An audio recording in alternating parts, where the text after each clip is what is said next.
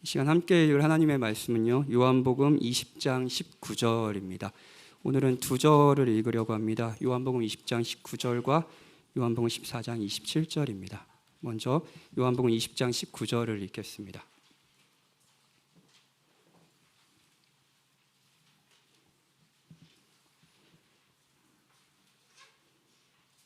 제가 읽겠습니다. 하나님의 말씀을 들으십시오. 이날 곧 안식 후 첫날 저녁 때 제자들이 유대인들을 두려워하여 모인 곳에 문들을 닫았더니 예수께서 오사 가운데 서서 이르시되 너희에게 평강이 있을지어다. 한 장 더 읽겠습니다. 요한복음 14장 27절입니다. 요한복음 14장 27절입니다. 평안을 너희에게 끼치노니 곧 나의 평안을 너희에게 주노라. 내가 너희에게 주는 것은 세상이 주는 것과 같이 아니하니라. 너희는 마음에 근심하지도 말고 두려워하지도 말라. 아멘. 말씀을 읽으니까 누구를 위한 말씀인지 잘 아시겠죠? 네. 안녕하십니까? 이정규 목사님 안녕하십니까? 네. 예, 저는 안녕하지 못합니다. 앞으로 6개월 동안 계속 안녕하지 못할 것 같고요. 오늘 교회 왔는데 성도님들이 많았는데 잘 인사를 저에게 못 하시더라고요. 안녕하지 않다는 걸 알고 있다는 거죠. 2011년도 시간교회가 세워진 이후로 첫 이정규 목사님 공백 기간을 시작하며 저는 저에게 필요한 것 그리고 교회에게 필요한 것이 무엇인지 고민했습니다. 많은 것이 필요하겠죠. 뛰어난 설교자도 필요하고요. 그리고 잘 섬길 수 있는 리더들도 필요하고요. 그리고 각 시간마다 베풀어질 좋은 말씀의 교제 이런 것도 필요하겠죠. 근데 무엇보다 필요한 것이 그중 하나가 우리가 만나면 매번 하는 인사, 안녕하세요, 안녕 하는 인사. 평안, 이 평안이 필요하다는 생각을 했습니다. 왜냐하면 제가 그것이 없기 때문에. 오늘은 그거에 대해서 좀 살펴보려고 합니다. 안녕이란 인사가 진짜 너무 일상적으로 하는 인사잖아요. 근데 이 인사가 상황에 맞지 않을 때가 있습니다. 제가 목회를 하면서 참 실수를 많이 하는데 진짜 간담이 서늘한 그날 진짜 잠이 안 올 정도로 너무 큰 실수를 한 시기가 있었습니다. 장례식장에 갔어요. 예상이 되시죠? 유가족들이 슬퍼하고 있었습니다. 어머니가 돌아가셨어요. 근데 문상을 하면서 이제 유가족을 이렇게 만났는데 제가 습관적으로 안녕하세요 이렇게 인사를 한 겁니다. 그러니까 그 유가족들도 약간 당황을 하시더라고요. 그냥 자연스럽게 나와버린 거죠. 이거 약간 실례잖아요, 그렇죠? 상황에 맞지 않는 인사죠. 우리가 흔히 하지만 좀 상황에 맞지 않는 인사일 수 있습니다. 오늘 본문에 보면 부활하신 예수님이 제자들을 찾아오셔서 첫 번째 하신 말씀이 있습니다. 그건요, 안녕이에요. 안녕, 너에게 평안이 있을지어다. 이 인사는 히브리어로 두 단어예요. 샬롬, 알레켐. 그러니까 여러분들 기독교 신앙이 있으신 분들은 많이들 아시는 유대인들의 아주 대표적인 인사입니다. 샬롬입니다. 그런데 이 인사물은 본문의 제자들의 상황과는 좀 어울리지 않습니다. 아까 장례식장에서 제가 한 인사와 같이 좀 어울리지 않습니다. 배경 설명을 조금 하겠습니다. 예수님의 공생애를 3년 동안 진짜 열심히 따랐던 제자들이 있습니다. 그 제자들은 자기의 생계, 가족 이런 걸 다 버렸습니다. 엄청난 열정이죠, 그렇죠? 그리고 누군가 목회자가 목회의 길을 걷는다고 할 때 자신이 그동안 누리던 모든 것들을 포기하고 목회자가 되겠습니다 하면 여러분들 저 사람은 도대체 어떤 열정 때문에 무엇을 바라고 저걸 하는 건가 이런 궁금증이 생길 거 아니에요? 제자들도 마찬가지입니다. 엄청난 열정이 있었어요. 그리고 제자들이 이런 열정을 가지고 있었던 것은 당시 좀 시대적 배경이 있습니다. 당시 이스라엘은 로마 제국의 지배를 받고 있었거든요. 근데 유대인들은 로마의 지배로부터 이제 자신에게 자유를 주고, 그리고 무엇보다도 지금 쭉 들었던 다윗에 대한 설교를 들었잖아요. 다윗 시대는 그 어떤 이스라엘 역사 가운데 가장 부강하고 가장 부자이고 힘도 강한 그런 시대였습니다. 그런 시대, 다윗과 같은 정치적 지도자가 와서 이스라엘을 그렇게 부강하게 만들 사람을 기다리고 있었습니다. 구약 성경을 읽은 이제 유대인들은 일명 하나님께서 약속하신 메시아가 오신다라는 기대감이 있었고요. 그 메시아가 지금 로마의 지배로부터 자신을 구해줄, 이 민족을 구해줄 정치적 지도자라고 생각한 거죠. 제자들은 예수님이 그분이라고 생각했습니다. 제자들은 예수님이 저분을 따르면 내 생업이고 가족이고 모든 것을 버리라도 이분을 따라야겠다. 그러면 이 사람은 로마의 지배에서 우리 민족을 구원할 것이고, 그때 이분을 따랐던 우리도 진짜 많은 권세를 갖게 될 것이다. 이런 기대가 있었던 거죠. 문제는 예수님이 왕이 되기는커녕 십자가 처형을 당했다는 거예요. 십자가 처형.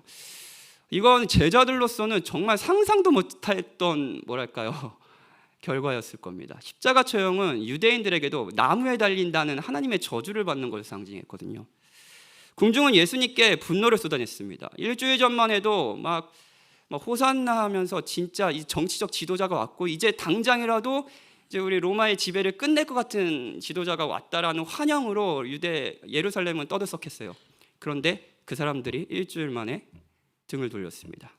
십자가에 못 박으라고 했죠. 분노를 쏟아냈습니다. 제자들의 마음이 어땠을까요? 자신의 모든 것을 버리고 행복을 얻기에 따르던 분, 그분이 죽었어요. 절망했겠죠? 그리고 두려웠을 겁니다.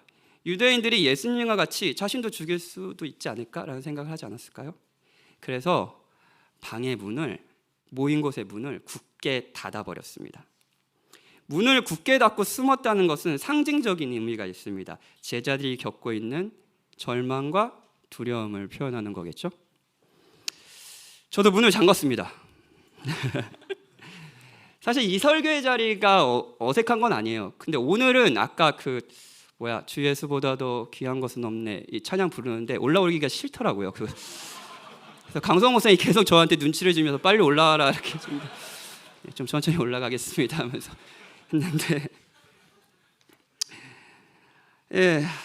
아무튼 이 자리가 어색한 건 아닌데 6개월 동안 이정규 목사님이 없다는 것은 저로서는 사실은 경험한 적이 없는 시간인 것 같습니다. 여러분도 마찬가지일 거예요. 제자들이 예수님을 자신의 야망을 위해 의지했던 것 같이 완전 같지는 않아요. 제가 목사님을 그 정도로 의지하지는 않았는데 목사님이 있으니까 그냥 막 얘기하게 되네요. 저는 이 공백의 시간이 제가 생각했던 것보다 목회적으로 그리고 정서적으로 목사님을 많이 의지했다라는 생각이 듭니다. 그리고 저는 개척을 해야 돼요. 그놈의 개척, 그렇죠?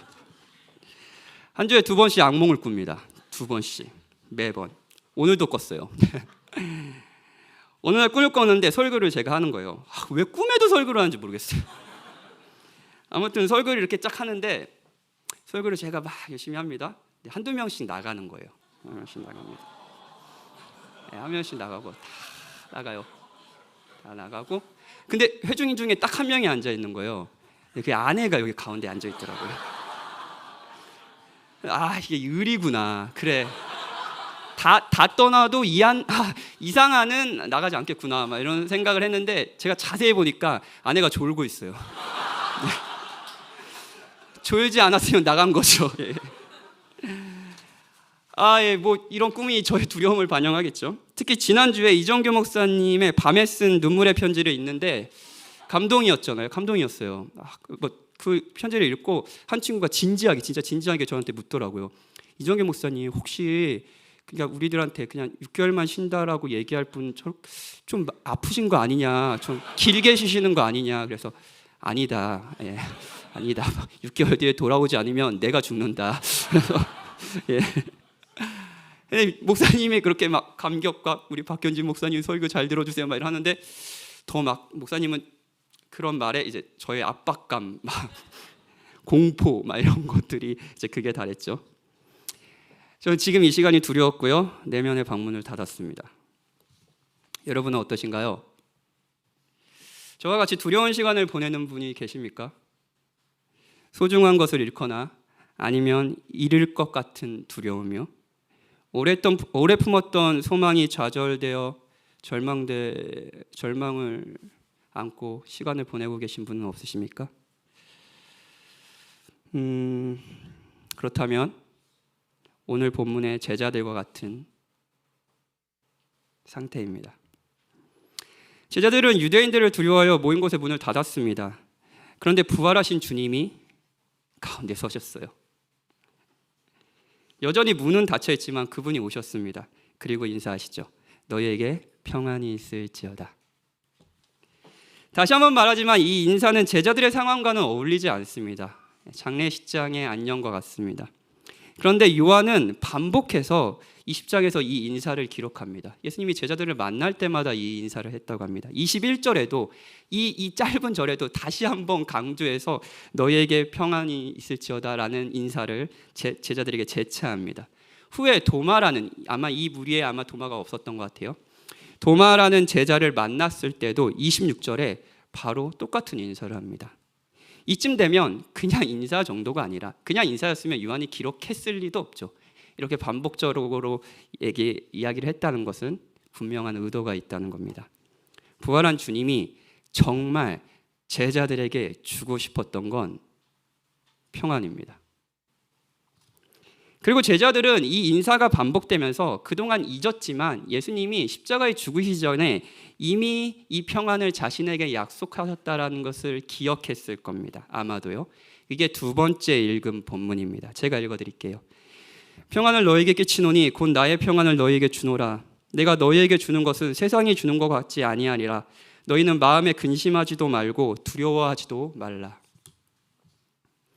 오늘 설교는 팀켈러 목사님이 1991년 12월 1일에 하신 다른 평화라는 설교를 우리의 상황에 맞춰 리메이크한 설교입니다. 그리고 이 설교는 아마도 이정희 목사님도 한번 이 본문으로 설교를 해서 여러분들에게 막 낯선 본문은 아닐 겁니다. 그리고 주요 논지는 그것과 같이 갈 겁니다. 그럼에도 불구하고 설교 6개월의 시작을 하면서 이 설교를 선택한 이유는 일단 안전하게, 그게 아니고요. 이건 아닙니다. 이건 아니고요. 우리에게 내면의 소리가 우리에게 진짜 필요한 게 6개월의 시간 동안 평안이라는 생각이 들었기 때문입니다. 본문에 의하면 평안에 세 가지 특징이 있습니다. 첫 번째, 예수님이 주신다는 겁니다. 두 번째는요, 세상이 주는 것과 다르다는 겁니다. 그리고 세 번째는요, 평안의 반대가 근심과 두려움이라는 겁니다. 설교 구조상 세 번째부터 차례차례 다루겠습니다. 첫 번째, 먼저 평안의 반대가 두려움이라는 것을 살피고요.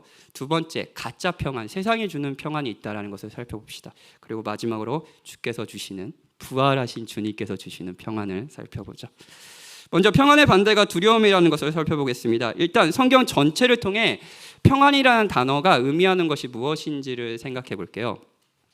보통 사람들이 평안이라고 하면 갈등의 해소 이런 걸 생각합니다. 지금 우크라이나 전쟁이 일어나잖아요. 이 전쟁의 상황에서 평안이면 전쟁이 해결되고 더 이상 싸우지 않는 거 이런 것들을 일종의 생각합니다. 부부 간에 평안이 있다. 그러면 부부가 더 이상 싸우지 않고 서로를 존중하고 하나님이 원래 계획, 더 이상 안 하겠습니다. 이런 평안을 생각합니다. 그런데 성경에서 평안은 단순히 갈등의 해소 정도가 아닙니다. 물론 갈등의 해소를 포함합니다. 근데 그게 가장 본질적인 요소는 아니에요. 평안이라고 번역한 이 단어는 기본적으로 완전함, 온전함 이런 것을 의미합니다. 성경에서 한 가지 예를 들면 조금 설명이 될 것 같습니다. 여호수아 8장 31절에 보면 말씀해 보면 개역개정은 이렇게 번역했어요. 연장으로 다듬지 아니한 쇠돌, 연장으로 다듬지 아니한 쇠돌.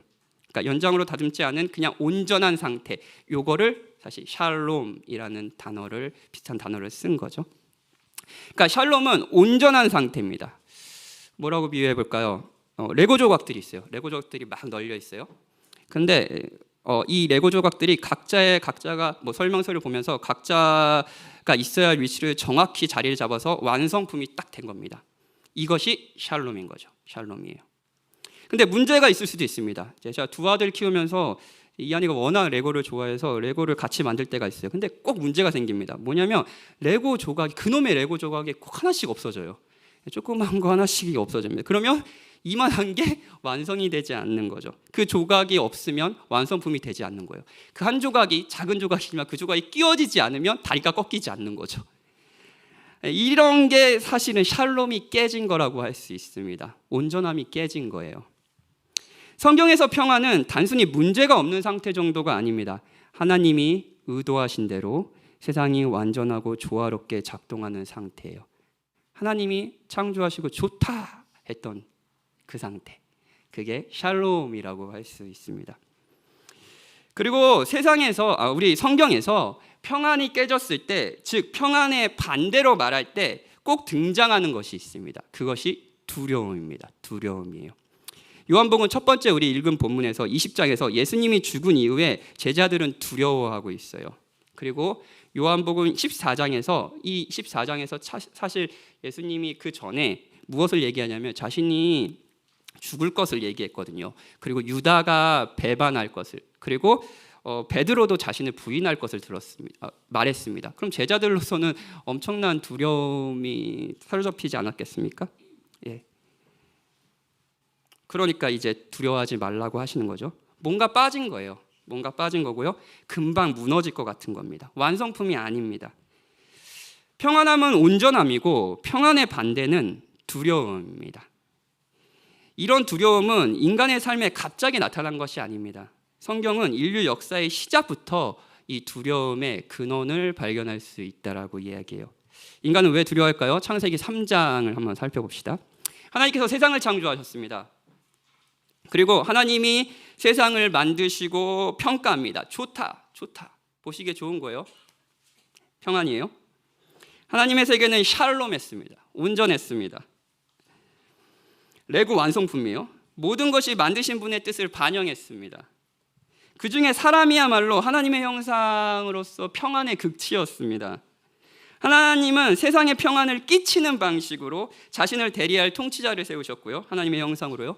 그리고 동상 중앙에 선악을 알게 하는 나무의 열매를 먹지 말라고 하셨습니다. 이것이 온전함이었어요. 아담은 왕의 역할은 하지만 왕은 아닌 거죠. 이것이 샬롬입니다.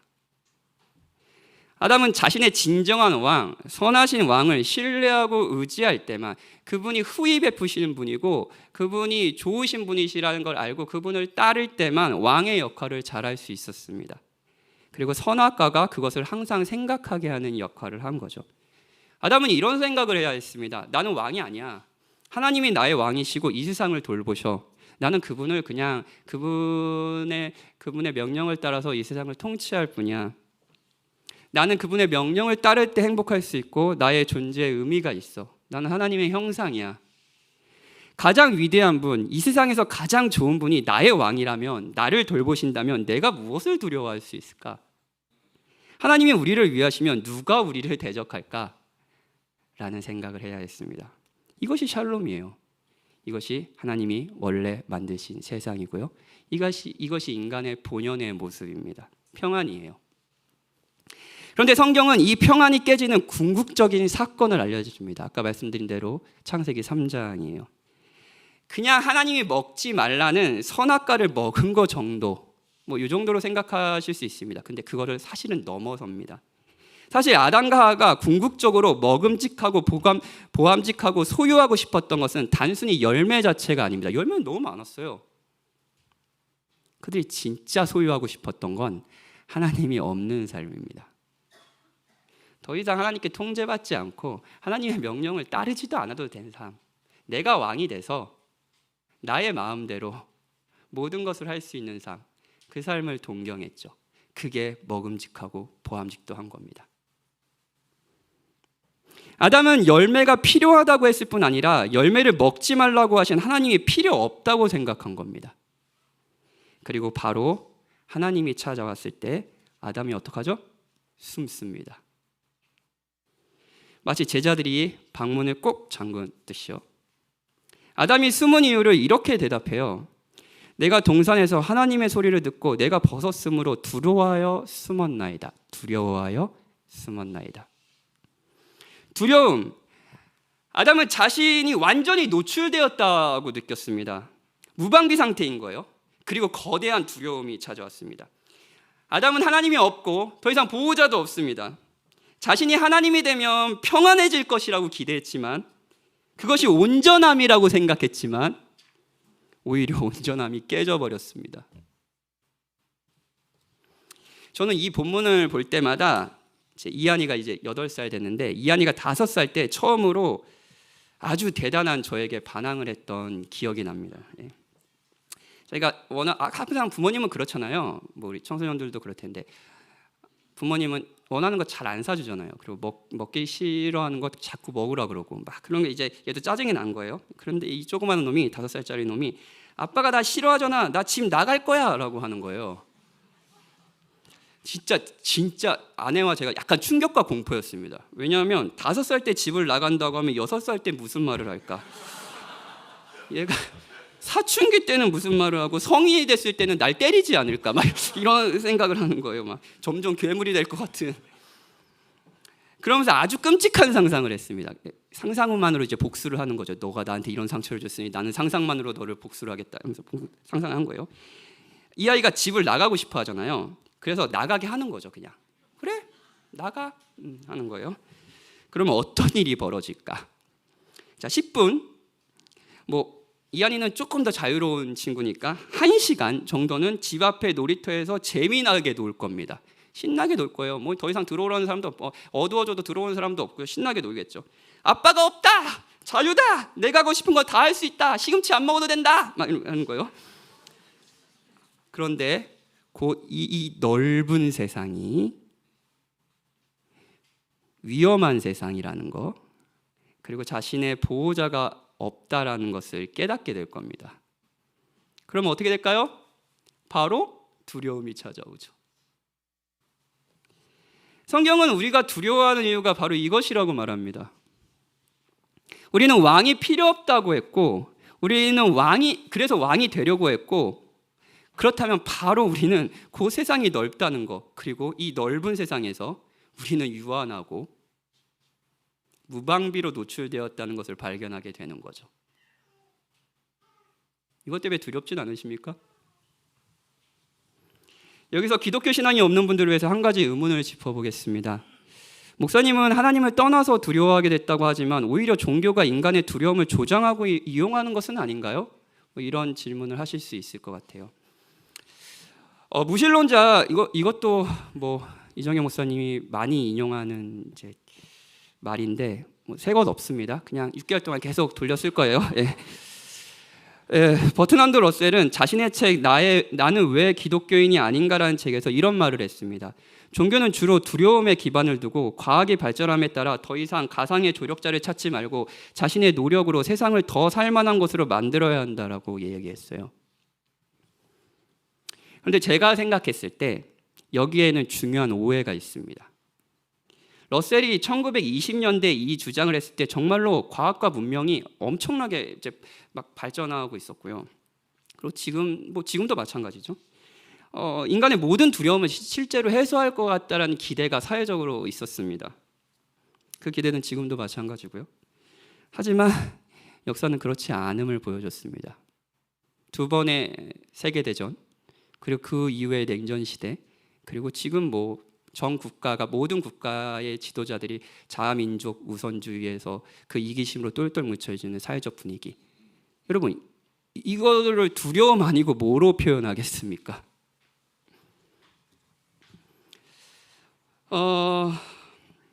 과학이 많이 발달했지만 우리는 여전히 두려워하고 있습니다. 사랑하는 여러분, 러셀은 하나님 대신 과학을 의존하라고 말했을 뿐, 과학이 발달하면 이 두려움은 더 없을 거야. 그러니 하나님이 아니라 너의 눈에 보이는 이 과학 발전, 문명의 발전을 의지해. 그럼 너는 두려워하지 않을 수 있어. 라고 얘기했을 뿐 근본적으로 인간의 의존 본성을 부정하지는 못했습니다. 우리는 모두 무언가를 의존합니다. 질문은 의존할 것인가 말 것인가가 아니라 무엇에 의존할 것인가입니다. 그리고 내가 의존하는 그것이 정말 의존할 만한 가치가 있는가라는 문제죠. 6살짜리 아이가 5살짜리 아이가 집을 나가기로 결정했을 때 나름대로 계획을 세울 수 있습니다. 이렇게 생각한다고 합시다. 돼지 저금통. 저기 안에는 요번 설날 때 세뱃돈을 받은 돈들이 있어. 그러니까 저걸 가지고 나갈 거야.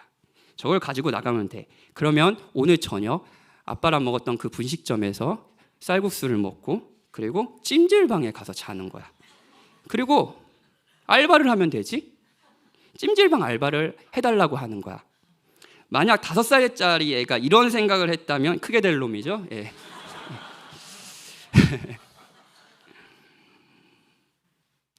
버트란드 러셀도, 그리고 우리도 독립을 위한 돼지 저금통이 있는지 모르겠습니다.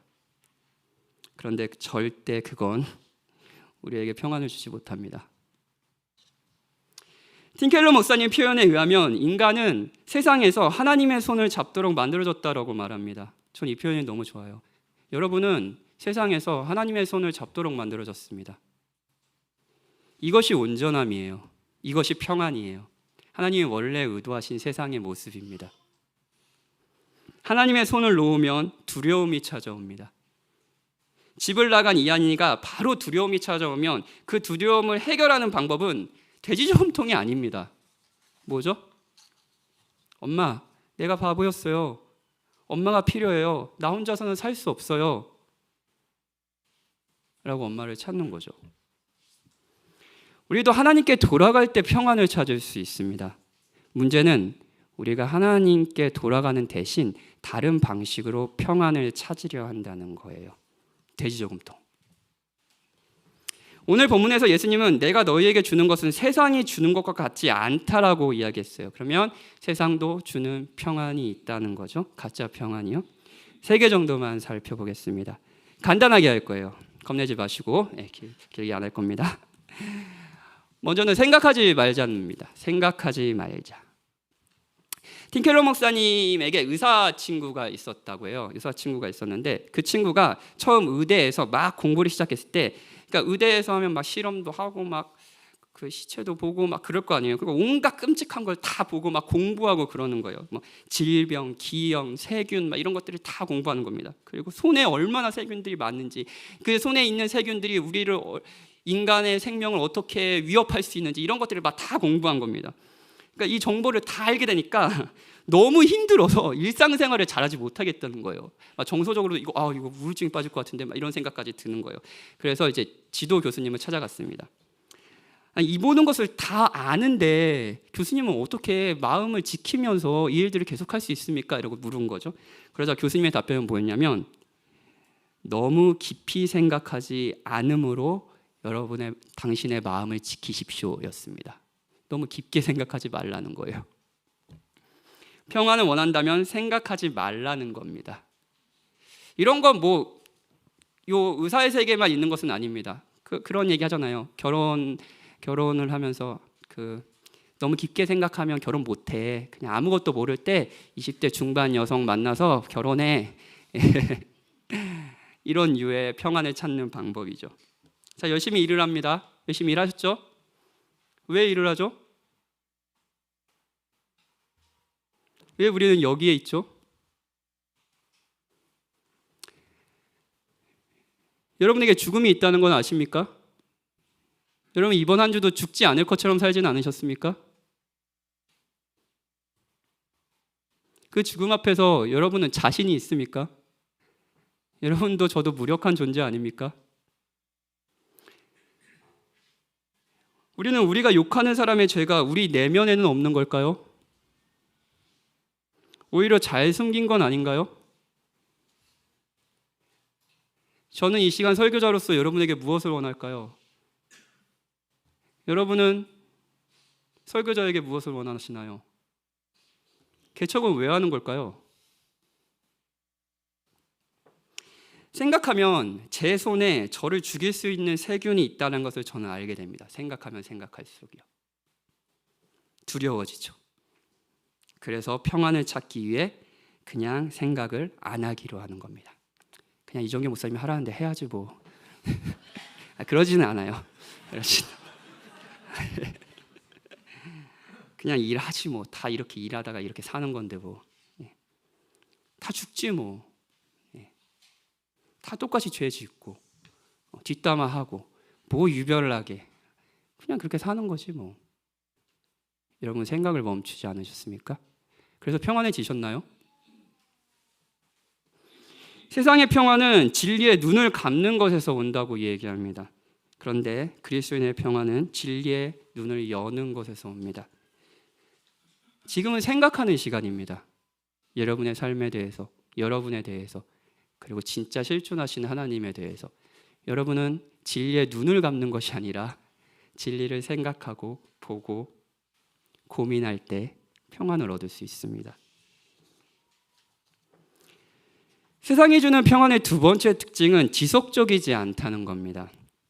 인간은 불안을 해소하기에 참 많은 것을 의지하거든요. 저도 마찬가지입니다. 여기 청년이 없지만 여러분이 청년이라면 결혼을 하고 싶을 겁니다. 그리고 결혼하는 주요한 이유 중에 하나는 그런 얘기들 많이 해요. 너 왜 결혼하려고 하니? 그러면 이 세상에서 언제든 나의 편이 돼줄 것 같은 그 사람을 만나고 싶어요.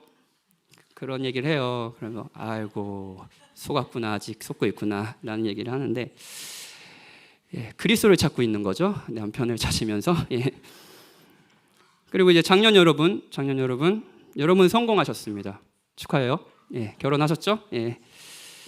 그리고 여러분 옆에는 여러분이 불안을 해소하기 위해 의지했던 그분이 앉아 있습니다. 덜 불안하신가요? 그 사람 때문에?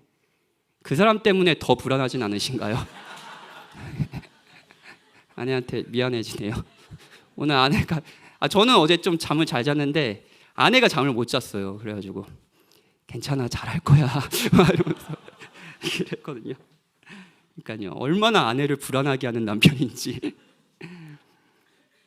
여러분이 평안을 위해 자신의 커리어를 의지하고 있다면, 여러분이 평안을 위해 더 많은 사람의 인정을 받고 싶다면, 박현진이 평안을 위해 오늘 한 이 설교를 의지하고 있다면, 혹은 개척 따라갈게요 라는 그 사람의 카톡을 의지하고 있다면 그것을 얻었을 때 잠시 평안할 수 있습니다. 하지만 그 평안은 곧 깨질 겁니다. 목사님 설교를 들으니 남기로 결정했습니다. 이것도 꿈꿨어요. 약간 제정신이 아닌 것 같죠? 이것이 진짜 아이러니인데 한번 잘 들어보세요. 만약 여러분이 평안을 얻기에 돈을 의지한다고 합시다. 돈 좋죠? 그렇다면 그 돈을 얻기 위해 여러분은 불안에 떨고 있을 겁니다. 손에 잡은 돌을 잃을까 봐 두려워하고 저것을 얻지 못할까 봐 두려워하는 거죠. 평안을 얻기 위해 돈을 바라는데 그 돈이 평안을 잃게 하는 거예요. 돈은 우리의 실패를 용납하지 않거든요. 우리가 실패하면 우리의 삶을 떠나버릴 것 같거든요. 여러분이 평안을 위해 주식을 의지하고 있다면 주식은 여러분의 실패를 용납하지 않을 겁니다. 클릭 한 번에 여러분의 평안은 끝날 수도 있을 겁니다. 그런데 여러분, 그리스도의 평안은 변할 수 없는 것들에 기초합니다. 제가 진짜 좋아하는 시편 46편의 말씀을 읽어드릴게요. 하나님은 우리의 피난처시오 힘이시니 환난 중에 만날 큰 도움이시라. 그러므로 땅이 변하든지 산이 흔들려 바다 가운데 빠지든지 다 변해도 우리는 두려워하지 아니하리로다. 산들이 바다 가운데로 던져질 때 세상의 평화가 기초할 수 있는 모든 것이 움직입니다. 여러분의 집, 생계, 배우자, 가족, 커리어, 미래의 모든 것들이 산들과 함께 움직입니다. 그런데 그리스도의 평화는 산이 흔들려도 변하지 않는 것에 기초합니다. 하나님은 우리의 피난처시오 힘이시니 환난 중에 만날 큰 도움이시라. 세 번째 가짜 평화는 모든 것에 너무 마음을 주지 말라는 겁니다. 욕심을 채우려 할 것이 아니라 돈 욕심, 그런 거 욕심 버려. 그런 거 없어. 돈은 너에게 평안을 줄 수 없어. 여기까지는 좋아요.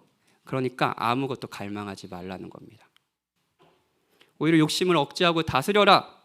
삶에서 수시로 맞닥뜨리는 어쩔 수 없는 상실 때문에 내면의 만족을 빼앗기기 싫거든 그 무엇에도 너무 정을 붙이지 마라라는 주장이에요. 이건 동양 사상에서 유래했고요. 진짜 이 시대의 아주 주요한 메시지이기도 합니다. 제가 좋아하는 쿵푸 팬더라는 애니메이션이 있는데 거기에서도 이제 이너 피스라는 단어가 나오잖아요. 내면의 평화가 이런 겁니다. 너무 욕망을 가지지 말아라. 그러면서 너의 마음을 지켜라. 이런 거죠. 설득력이 있습니다. 개척을 준비하면서 이제 사람들을 많이 만나요. 개척 얘기 계속해서 죄송한데요. 어찌됐든 6개월 동안은 해야겠습니다. 그러면서 몇 사람들에게 들었던 인상 깊은 말들이 있습니다. 지금부터 할 얘기는 사실 3-4사람이 저한테 똑같은 말을 했으니까 제가 하더라도 자기 이야기라고 생각하지 않으셨으면 좋겠습니다. 제가 개척을 하는 이유와 개척교회의 비전 이런 것들에 대한 글을 썼어요. 그냥 단순히 이게 뭐랄까요, 분립 정도가 아니라 개척, 그러니까 이 교회의 의미, 우리가 나가려는 의미, 정당성 뭐 이런 것들을 좀 마련하려고 하는 제 나름대로의 사투였죠. 그 글을 써서 아마 읽어보신 분들도 계실 겁니다. 그래서 그 글을 읽어보고 이제 그 개척을 이제 고민하는 친구랑 이제 같이 가자고 하는 친구랑 이야기를 하는데 그 친구가 이런 얘기를 하는 거예요. 목사님은 아직도 교회에 대한 기대가 있으시군요. 이렇게 얘기하는 거예요. 이 말이 저는 좀 꽤 아팠습니다. 미안하기도 했고요. 한편으로 저의 성실하지 못한 목회로 기대조차 주지 못하는 사람이 되었구나라는 것에 굉장히 슬펐습니다. 다양한 현실을 만나죠. 실망스러운 사람들, 교회의 미숙한 대처, 성실하지 못한 목회자. 그러면서 점점 우리는 그런 것은 없어, 교회, 사랑스러운 공동체 이런 것은 없어라고 마음을 접고 있는지도 모르겠습니다. 평안 그런 거 없어, 그냥 마음을 지켜, 일종의 포기죠. 나이가 들어간다는 것은 우리 장년들이 많으니까 더 많은 것을 포기하게 되는 걸까요? 나이가 들어갈수록 진짜 진실하게 큰 갈망을 가지고 살아갈 수는 없는 걸까요? 그냥 포기가 지금 여러분이 나름대로 찾은 평정심입니까? 내면의 평안은 아닙니까? 성경은 이런 방식으로 평안을 설명하지 않습니다. 성경은 우리의 갈망을 포기하라고 말하지 않습니다. 방향을 바꾸라고 할 뿐이죠. 오히려 그 갈망을 완전히 채워줄 수 있는 분이 계시다고 말합니다. 세상이 평안을 얻는 방법이라고 말하는 모든 모조품들, 가짜들이 실패한 자리에, 제자들의 그 자리에 참된 평안의 원천이 찾아옵니다. 이제 마지막으로 가장 중요한 부분, 주님이 주시는 진정한 평안이 무엇인지 살펴봅시다. 마지막 대지예요. 빨리 끝났죠? 14장은 예수님이 이야기하실 14장에서 예수님이 이 평안을 너에게 이 평안을 줄 거야 라고 이야기하실 때 먼저 아까 제가 서두에 말했지만 먼저 자신이 죽을 것과 제자들이 자신을 배반할 것을 이야기했다고 말씀하셨습니다. 그리고 평안을 주시겠다고 하는 거죠. 그래서 팀켈러 목사님은 이 부분이 일종의 유언장 같은 역할을 한다라고 말합니다. 자, 유언장이 있어요. 제 재산이 10억 너무 많나? 그래, 가짜로 하는 거니까요. 10억이라고 말이라도 해봅시다. 10억이에요. 그래서 이제 유언장을 씁니다. 내가 죽으면 이한이에게 2억, 이현이에게 2억, 개척교회 6억. 죄송합니다. 이제 이 유언장은 언제 효력이 발생하죠? 제가 죽으면요. 제가 죽으면 효력이 발생합니다. 예수님은 자신이 죽을 것이고 평안을 주시겠다고 약속하셨어요. 유언장을 쓰셨습니다. 이 유언장은 언제 효력이 발생하죠? 네, 예수님이 죽을 때요. 그리고 예수님이 제자들의 기대와는 달리 정말 죽으셨습니다. 죽음과 동시에 제자들은 유언장이고 뭐고 다 잊어버렸습니다. 왜냐하면요, 그들은 정말 자신의 생계를 위해서 자신의 생업, 고기 잡는 생업을 의지했던 것 같이, 자신의 생계와 안전을 위해서 가족을 의지했던 것 같이, 그냥 정치적 지도자로서 위대해질 그리스도를 의지했을 뿐입니다. 그리고 모든 기대가 꺾여버렸죠. 예수님이 죽었어요. 그래서 두려워서 방문을 꼭 잠그고 있었습니다. 그런데 그 두려움의 방을 뚫고 죽으신 예수님, 무엇보다 부활한 예수님이 찾아오십니다. 그리고 말씀하시죠. 너희에게 평안이 있을지어다. 예수님은 지금 예고했던 자신의 죽음으로 효력 있게 이루어질 평안을 제자들에게 주시는 겁니다. 14장의 평안이 약속된 평안이냐면 20장의 평안은 이제 이루어진 평안입니다. 이제 적용되는 평안입니다. 왜냐고요? 예수님이 죽고 부활하셨으니까요. 이 평안은 포기가 아닙니다. 우리의 두려움이 하나님을 멀리하고 하나님이 없는 삶을 선택한 결과라면 부활하신 예수님은 이제 다시 하나님과 우리를 화목하게 하려고 로마서 5장 1절 이 온전한 상태를 위해서 죽고 부활하셨습니다. 이제 제자들은 하나님의 손을 잡을 수 있습니다. 이제 이 혼란하고 무서운 세상에서 제자들은 홀로 자신의 삶을 책임지는 존재가 아닙니다. 부활하신 예수님이 찾아오셨습니다. 이 평안은 지속적이며 영구적입니다. 이 평안은 우리의 실패를 용납하지 않는 평안이 아닙니다. 우리가 실패함에도 불구하고 신실하게 주시는 평안입니다. 생각해 봅시다. 제자들은 다 예수님을 떠났어요. 제자들은 그저 예수님을 정치적인 지도자 정도로 생각했습니다. 여러분, 하나님을 어느 정도로 생각하시나요? 여러분의 삶에 안정을 주시는 하나님은 도대체 어떤 분이신가요? 여러분이 원래 구상했던 이러려면 안전할 거야 라는 걸 완벽하게 구현해 주신 하나님인가요? 제자들도 그랬습니다.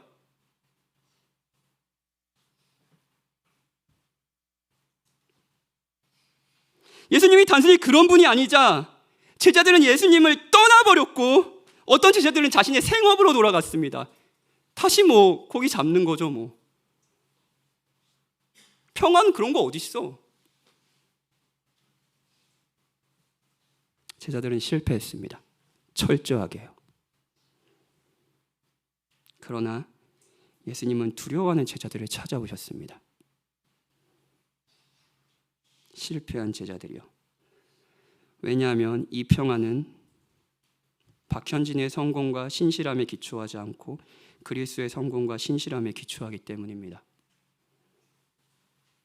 우리가 하나님 대신해서 평안을 얻기 위해 의지하는 모든 것은 유한하기 때문에 간헐적인 평안을 주기도 하지만 우리의 실패를 용납하지 않기 때문에 우리를 두렵게 하기도 하지만 그리스도는 우리의 실패에도 불구하고 우리의 실패를 떠안고 우리에게 평안을 주시는 분이십니다. 이 평안은 우리로 하여금 계속 생각하게 합니다. 우리가 누구의 것인지, 우리가 어떤 사랑을 받고 있는지, 그래서 우리의 삶이 어떻게 안전한지를 계속 생각하는 거죠. 레고가 완성됐어요.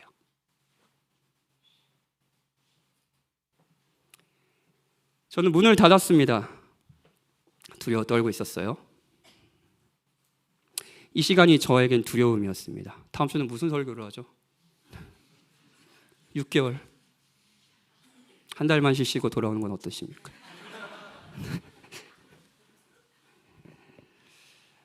그리고 설교를 준비하면서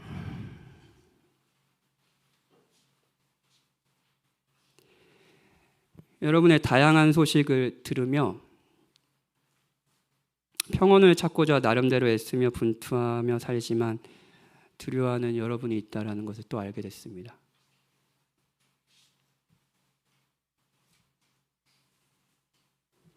저와 같이 두려움으로 여러분의 문을 닫진 않으셨습니까? 저의 꿈 이야기로 돌아가죠. 설교를 해요. 사람들이 나갑니다. 앉아있으셔서 감사합니다. 한 명도 안 나갔어요. 할렐루야.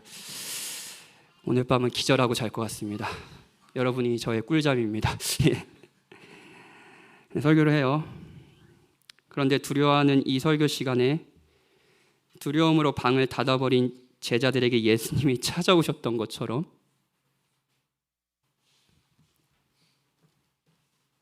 부활하신 주, 나의 실패를 용납하시고 나를 신실하게 사랑하시는 주, 내가 하나님의 보호를 받는 이유, 하나님이 내 손을 잡아주시는 이유, 다른 누군가가 아니라 바로 그 예수님이 여기 계시다는 생각을 했습니다. 여기요.